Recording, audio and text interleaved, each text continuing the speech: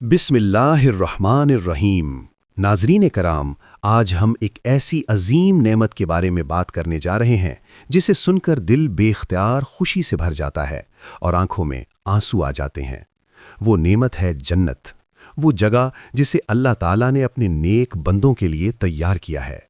कुरान पाक में अल्लाह फरमाता है, और उन लोगों को खुशखबरी दे दो जो ईमान लाए और नेक अमल किए कि उनके लिए ऐसी जन्नतें हैं जिनके नीचे नहरें बहती हैं।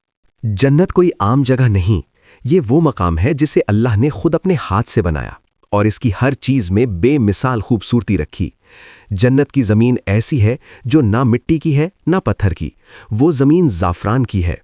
उसकी खुशबू ऐसी कि अगर दुनिया की सारी खुशबुएं एक जगह जमा हो जाएं तब भी जन्नत की खुशबू के बराबर ना हो। जन्नत में दाखिल होते ही सबसे पहले जो चीज़ दिल को छू लेती है वो है सुकून। ऐसा सुकून जो दुनिया में कभी महसूस ही नहीं हुआ। ना कोई खौफ, ना कोई गम, ना कोई बीमारी, ना बुढ़ापा, ना मौत। जन्नत में बहने वाली नहरें आम पानी की नहीं होंगी। कुरान हमें बताता है कि वहाँ पानी की नहरें, दूध की नहरें जिनका जायका कभी नहीं बदलेगा, शहद की नहरें और पाकीज़ा शराब की नहरें होंगी जो नशा नहीं देगी। जन्नत के महल्लात ऐसे होंगे जैसे शीशे के, लेकिन वो शीशा नहीं होगा, सोने, चांदी, याकूत और मोतियों से बने हुए, ऐसे कि अंदर का मंजर बाहर से साफ दिखाई देगा। जन्नत के दरख्त ऐसे होंगे कि उनका साया इतना लंबा होगा कि एक सवार 100 साल तक चले फिर भी साया खत्म न हो। इन दरख्तों पर ऐसे फल होंगे जो हाथ बढ़ाते ही खुद करीब आ जाएंगे। जन्नत के रहने वाले हमेशा जवान रहेंगे, न चेहरे पर झुर्रियां, न आंखों में कमजोरी, न जिस्म में थकन। हर चेहरा चांद से ज्यादा रोशन होगा।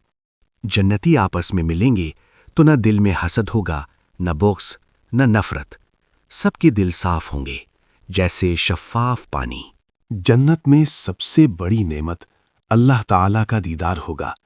वो लम्हा जब बंदा अपने रब को देखेगा, उसके बाद जन्नत की तमाम नेमतें भी कम लगेंगी। अल्लाह फरमाता है, ये वो जन्नत है जिसका तुमसे वादा किया गया था। तुम अपने आमाल की वजह से इसके वारिस बनाए गए हो। नाज़रीन, ये जन्नत कोई कहानी नहीं, ये एक सच है और अल्लाह ने हमें मौका दिया है कि हम अपने आमाल से इस जन्नत के हकदार बन सकते हैं। आइए हम अपनी जिंदगी को अल्लाह के हुक्म के मुताबिक गुजारें ताकि एक दिन हम भी जन्नत की उन नेमतों में शामिल हो सकें। आमीन या रब्बुल आलमीन।